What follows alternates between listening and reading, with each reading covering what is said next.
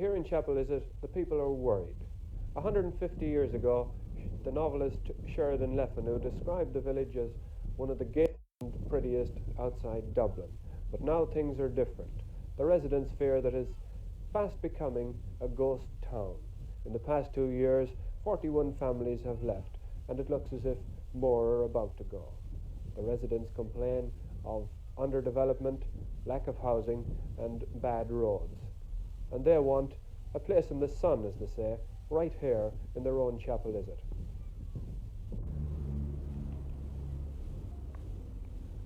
In an effort to have something done about the village, Chapelizod Residents Association sent a deputation to meet Dublin Corporation recently. The spokesman for the association was Séamus Ó Murchú, a schoolteacher who has been living in Chapelizod for the past 9 years.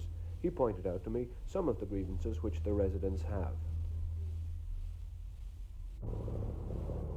The big problem in the village is housing, and here is the focal point of that problem at Chapelizod Bridge. The bridge is going to be widened, and we asked Mr Ó Murchú what this is going to mean for the people who live by the bridge.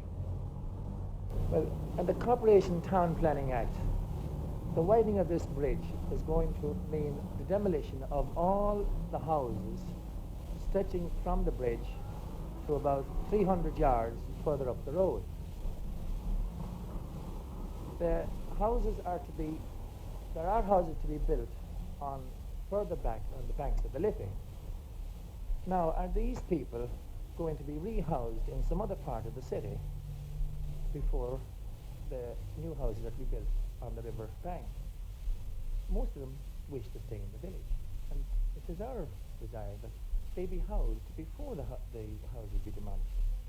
Now, stretching from Chapelizod Hill right back up the Lucan Road, you have corporation property that has been underdeveloped and not developed at all, lying idle there for years. Well, we can't see why the corporation are not going to develop this land and house these people and then demolish the houses. The new houses will do for people who lived in the village, wish to come back, or for that matter, some of those who are going to come and work in the factories in Chapelizod, and the housing will be there for them. So you feel that the houses should be built first here in Chapelizod itself, and then these houses by the bridge should be demolished? Certainly. Here on the opposite side of the bridge, we have these hoardings which the villagers regard as an eyesore. Not only an eyesore to us, Sean, but also it's the first view that the visitors get crossing the bridge on the road to the west. Not a very good introduction to a tour. Mm-hmm. And to the right of the hoardings, we have this hill which we mentioned earlier, and this, I believe, brings up another one of your grievances. Well, this is in connection with the Health Act. Under the old Health Act, we had over on the right-hand side at our own clinic in the village. But when the new Health Act came into operation, which meant progress to everybody, it didn't mean progress to us, because we lost our clinic. The people in Chapelizod now must travel up this hill. And Sean, you wouldn't like your mother, for instance, to travel up that hill, would you? I wouldn't.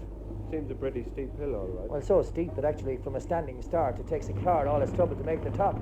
Yet these people must go up that hill and walk a mile further on to the clinic in Ballyfermot. We want our clinic back.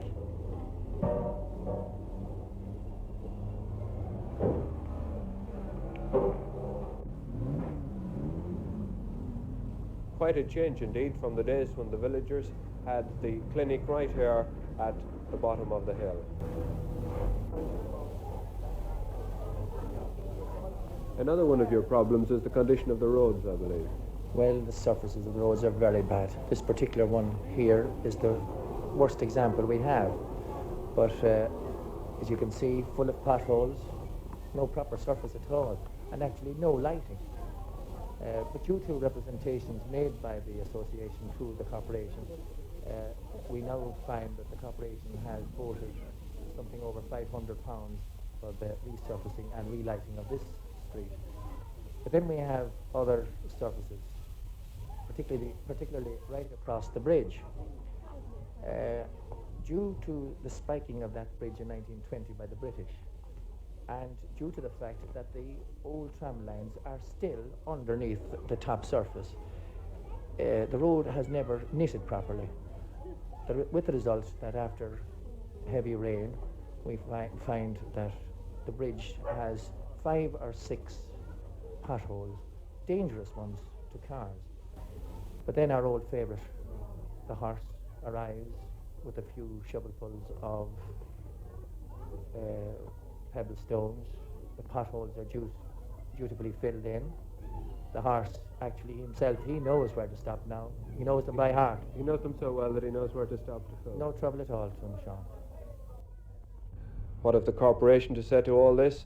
Well, we did invite them to come along and air their views on Newsview, but they declined the invitation to send a spokesman.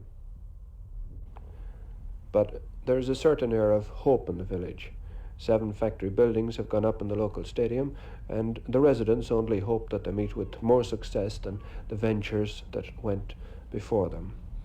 The greyhound track, the midget car and stock car racing, and the football pitch, all of which failed. The Residents Association hold meetings every Tuesday night in the local St. Vincent de Paul Hall.